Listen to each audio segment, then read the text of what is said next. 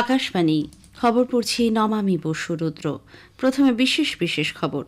কেন্দ্রীয় স্বরাষ্ট্রমন্ত্রী অমিত শাহ আজ নতুন দিল্লিতে মাদক পাচার ও জাতীয় নিরাপত্তা সংক্রান্ত এক আঞ্চলিক সম্মেলনে পৌরোহিত্য করবেন।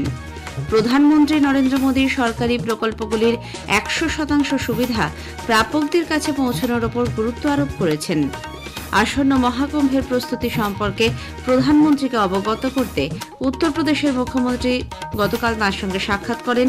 প্রয়াগরাজে মহাকুম্ভে যাবতীয় খবর সম্প্রচারের জন্য সূচনা হয়েছে আকাশবাণীর কুম্ভবাণী চ্যানেলের। স্বামী বিবেকানন্দের জন্মবার্ষিকী উপলক্ষে আগামীকাল জাতীয় যুব দিবসে প্রধানমন্ত্রী বিকশিত ভারত ইয়াং লিডার্স ডায়ালগে যোগ দেবেন। মার্কিন যুক্তরাষ্ট্রের নবনির্বাচিত রাষ্ট্রপতি ডোনাল্ড ট্রাম্পকে টাকা দিয়ে মুখ বন্ধ রাখার মামলায় বিনা শর্তে অব্যাহতি দেওয়া হয়েছে। ভারতের চিরাগ শেট্টি ও সাত্বিক সাইরাজ রঙ্কি রেড্ডি জুটি মালয়েশিয়া সুপার 1000 ব্যাডমিন্টনে পুরুষদের ডাবলসের সেমিফাইনালে আজ দক্ষিণ কোরিয়ার প্রতিদ্বন্দ্বীদের মুখোমুখি হবেন। আসছে বিস্তারিত খবরে। কেন্দ্রীয় স্বরাষ্ট্রমন্ত্রী অমিত শাহ আজ নতুন দিল্লিতে মাদক পাচার ও জাতীয় নিরাপত্তা সংক্রান্ত এক আঞ্চলিক সম্মেলনে পৌরোহিত্য করবেন। মাদক নিয়ন্ত্রণ ব্যুরো এনসিবি আয়োজিত এই সম্মেলনের লক্ষ্য হল মাদক পাচার বৃদ্ধির ফলে জাতীয় নিরাপত্তা কতখানি প্রভাবিত হচ্ছে তা খতিয়ে দেখা। উত্তর ভারতের 8টি রাজ্য ও কেন্দ্রশাসিত অঞ্চলের উপর সম্মেলনে বিশেষ গুরুত্ব দেওয়া হবে। স্বরাষ্ট্রমন্ত্রী এই উপলক্ষে এনসিবির ভোপাল আঞ্চলিক ইউনিটের নতুন অফিস কমপ্লেক্সের উদ্বোধন করবেন।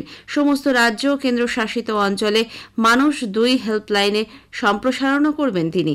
এছাড়াও তিনি আজ মাদক বর্জন পক্ষের সূচনা করবেন। এ মাসের 25 তারিখ পর্যন্ত চলবে এই পক্ষ।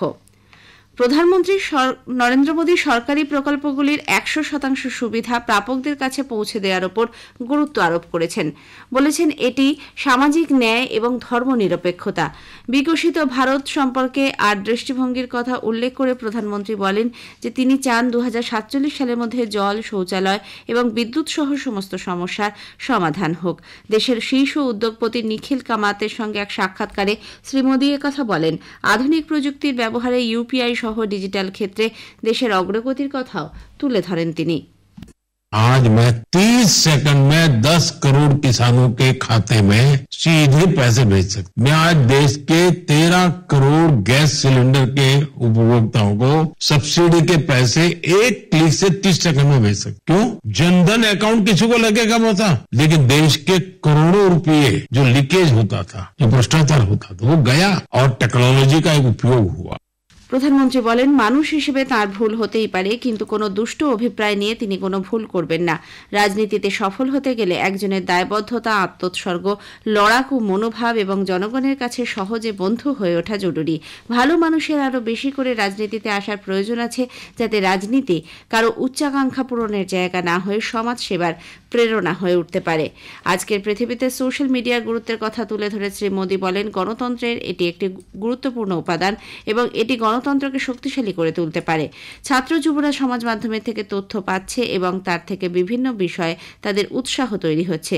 বিশ্বের সামনে সাম্প্রতিক চ্যালেঞ্জ সম্পর্কিত এক প্রশ্নের উত্তরে প্রধানমন্ত্রী জানান ভারতের প্রতি গোটা বিশ্বের আস্থা রয়েছে, কারণ নিজেদের অবস্থান নিয়ে ভারতের কোনো দ্বিধা নেই। রাষ্ট্রপতি দ্রৌপদী মুর্মু বলেছেন প্রবাসী ভারতীয়রা বিশ্ব সমাজের কাছে প্রকৃত ভারতের চিত্র তুলে ধরে। রাষ্ট্রপতি বলেন প্রবাসী ভারতীয়রা চিকিৎসা এবং প্রযুক্তি সহ সমস্ত ক্ষেত্রে দক্ষতা অর্জন করেছেন। ভুবনেশ্বরের জনতা ময়দানে 88তম প্রবাসী ভারতীয় দিবস উদযাপনের সমাপ্তি অনুষ্ঠানে গতকাল তিনি ভাষণ দিচ্ছিলেন। এর আগে শ্রীমতী মুর্মু বিভিন্ন ক্ষেত্রে কৃতিত্বের জন্য বিশিষ্ট প্রবাসী ভারতীয়দের প্রবাসী ভারতীয় সম্মানে ভূষিত করেন। প্রবাসীদের সাফল্য গাথা শুধুমাত্র ভারতীয়দের কাছে গর্ব করার বিষয় নয়, বরং তা বিশ্বের লক্ষ লক্ষ মানুষকে অনুপ্রেরণা যোগায় বলেও রাষ্ট্রপতি উল্লেখ করেছেন। প্রতিরক্ষামন্ত্রী রাজনাথ সিং বলেছেন সরকার একটি মজবুত প্রতিরক্ষা শিল্প পরিমণ্ডল গড়ে তোলার লক্ষ্যে পরিবর্তনমুখী নীতি সংস্কারের পথে এগোচ্ছে। এজন্য বিশেষ গুরুত্ব দেওয়া হচ্ছে স্বনির্ভরতার ওপর এবং উৎসাহ দেওয়া হচ্ছে প্রযুক্তিগত সহযোগিতায়। নতুন দিল্লিতে এরো ইন্ডিয়া 2025-এর প্রাক্কালে রাষ্ট্রদূতদের গোলটেবিল বৈঠকে ভাষণ দিতে গিয়ে প্রতিরক্ষামন্ত্রী আধুনিক প্রযুক্তি প্রয়োগ সহ সংশ্লিষ্ট ক্ষেত্রে দেশের অগ্রগতির কথা তুলে ধরেন। দেশে শিল্পোৎপাদনের হার গত বছর নভেম্বরে বেড়ে হয়েছে 5.2%, 6 মাসের মধ্যে যা সবচেয়ে বেশি। তার আগের মাস অর্থাৎ অক্টোবরে এই হার ছিল 3.5%। পরিসংখ্যান ও কর্মসূচি রূপায়ণ মন্ত্রকের প্রকাশিত তথ্য অনুযায়ী একথা জানানো হয়। শিল্পোৎপাদনের সূচকে যে প্রধান তিনটি উপাদান, তার মধ্যে ম্যানুফ্যাকচারিং বা উৎপাদনের হার নভেম্বরে বেড়ে হয়েছে 5.8%।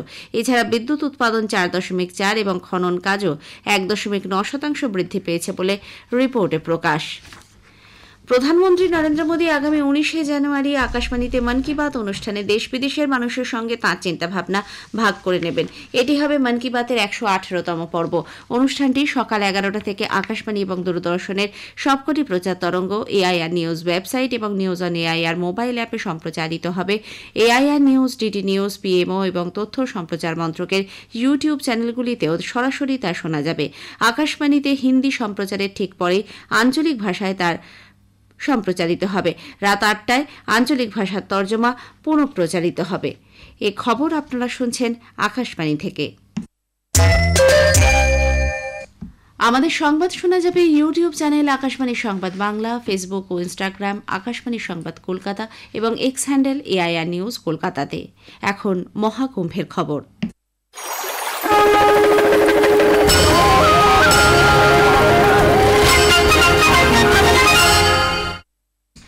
উত্তরপ্রদেশের মুখ্যমন্ত্রী যোগী আদিত্যনাথ গতকাল নতুন দিল্লিতে প্রধানমন্ত্রী নরেন্দ্র মোদীর সঙ্গে সাক্ষাৎ করেন। পরে এক সোশ্যাল মিডিয়া পোস্টে শ্রী আদিত্যনাথ বলেন, আসন্ন মহাকুম্ভের প্রস্তুতি নিয়ে তাঁর সঙ্গে শ্রী মোদীর কথা হয়েছে।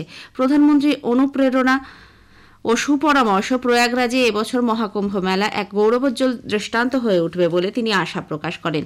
নবভারতের মাহাত্ম্য ও ঐতিহ্য ডিজিটাল রূপে এই মেলায় যথাযথভাবে প্রদর্শিত হবে বলেও উল্লেখ করেছেন তিনি। এ মাসে 13 তারিখ থেকে প্রয়াগরাজে শুরু হতে চলেছে মহাকুম্ভ মেলা, চলবে 26শে ফেব্রুয়ারি পর্যন্ত। এজন্য পুরোদমে প্রস্তুতি চলছে। এদিকে মহাকুম্ভের যাবতীয় খবর সম্প্রচারের জন্য আকাশবাণী বিশেষ এফএম চ্যানেল কুম্ভবাণী চালু হয়েছে। মুখ্যমন্ত্রী যোগী আদিত্যনাথ গতকাল এই চ্যানেলের সূচনা করে বলেন, কুম্ভবাণী একদিকে যেমন জনপ্রিয়তার শিখরে পৌঁছবে, অন্যদিকে মহাকুম্ভের ভাবধারা ও আদর্শকে পৌঁছে দেবে এমন বহু মানুষের কাছে যারা ইচ্ছা থাকলেও শারীরিক সামর্থ্য না থাকায় কুম্ভে আসতে পারেন না। কুম্ভবাণীর মাধ্যমে প্রসার ভারতী মহাকুম্ভের প্রকৃত চেতনা সুন্দরভাবে উপস্থাপন করছে বলেও তিনি জানান। लोक परंपरा, लोक संस्कृति को आम जन तक पहुंचाने के लिए हमारे पास जो सबसे पहले कोई एक माध्यम था, वह था आकाशवाणी का। दूर दराज के क्षेत्रों में जहाँ पे कनेक्टिविटी के इश्यू होते हैं, वहाँ पर बहुत सारी ऐसी चैलेंजेस थे। उन चैलेंजेस को भी ध्यान में रखते हुए प्रसार भारती के एफएम चैनल ने कुंभवाणी के नाम पर इस विशेष एफएम चैनल को यहाँ पे शुभारंभ करने की कार्रवाई प्रारंभ की है। मैं इसके लिए उत्तर प्रदेश सरकार की ओर से प्रसार भारती को हृदय से धन्यवाद देता हूँ। মুখ্যমন্ত্রী গতকাল মেলা প্রাঙ্গণে রাজ্য প্যাভিলিয়নের উদ্বোধন করেন। ডিজিটাল কুম্ভ প্রদর্শনী উদ্বোধনের পাশাপাশি প্রকাশ করেন কুম্ভধুন।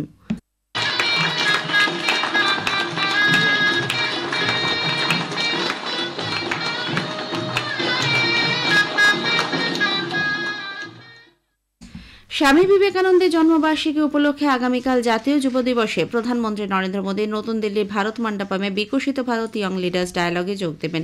এর অঙ্গ হিসেবে শ্রী মোদী সারা দেশে 3000-এরও বেশি তরুণ নেতাদের সঙ্গে আলাপচারিতায় অংশ নেবেন, তাদের সঙ্গে সরাসরি অভিজ্ঞতা ও ভাবধারা বিনিময় করবেন, আপ্যায়িত করবেন মধ্যাহ্নভোজে। দুপক্ষের এই আলাপচারিতা নেতৃবৃন্দের সঙ্গে প্রশাসনের সরাসরি সংযোগ স্থাপনের পথ প্রশস্ত করবে। মার্কিন যুক্তরাষ্ট্রের নবনির্বাচিত রাষ্ট্রপতি ডোনাল্ড ট্রাম্পকে টাকা দিয়ে মুখ বন্ধ রাখার মামলায় বিনা শর্তে অব্যাহতি দেওয়া হয়েছে। এই মামলায় দোষী সাব্যস্ত হলেও দেশের পরবর্তী রাষ্ট্রপতির কোনো সাজা, জরিমানা বা অন্য দণ্ড হল না। এর ফলে ট্রাম্পের রাষ্ট্রপতি হিসেবে শপথ গ্রহণে আর কোনো বাধা নেই। তবে এই প্রথম দোষী সাব্যস্ত কোনো ব্যক্তি রাষ্ট্রপতি হিসেবে শপথ নেবেন। গতকাল ফ্লোরিডায় নিজের বাড়ি থেকে ভিডিও লিঙ্কের মাধ্যমে ট্রাম্প আদালতে হাজিরা দেন। ভারতের চিরাগ শেট্টি ও Satwik Sairaj Rankireddy Malaysia super 1000 badminton প্রতিযোগিতায় পুরুষদের ডাবলসের সেমিফাইনালে আজ দক্ষিণ কোরিয়ার সিও সিউং জায় এবং কিম ওয়ন হোর মুখোমুখি হবেন। কুয়ালালামপুরে এই খেলা শুরু হবে ভারতীয় সময় বেলা 1:40 এর আগে গতকাল কোয়ার্টার ফাইনালের ম্যাচে ভারতীয় এই জুটি মালয়েশিয়া জুটিকে হারিয়ে শেষ চারে পৌঁছন। বিজয় হাজারে ট্রফি একদিনের টুর্নামেন্টে আজ দুটি কোয়ার্টার ফাইনাল ম্যাচ হবে। দুটো খেলায় শুরু হবে সকাল 9টায়। বদোদরার মতিবাগে কর্ণাটক বরোদার বিরুদ্ধে খেলবে, অন্যদিকে বদোদরা আন্তর্জাতিক স্টেডিয়ামে মহারাষ্ট্র খেলবে পাঞ্জাবের বিরুদ্ধে। শেষ করার আগে খবরের বিশেষ কিছু অংশ আরও একবার। কেন্দ্রীয় স্বরাষ্ট্রমন্ত্রী আজ নতুন দিল্লিতে মাদক পাচার ও জাতীয় নিরাপত্তা সংক্রান্ত এক আঞ্চলিক সম্মেলনে পৌরোহিত্য করবেন। স্বামী বিবেকানন্দের জন্মবার্ষিকী উপলক্ষে আগামীকাল জাতীয় যুব দিবসে প্রধানমন্ত্রী বিকশিত ভারত ইয়াং লিডার্স ডায়ালগে যোগ দেবেন। খবর শেষ হলো, এরপর খবর 7টা বেজে 25 মিনিটে।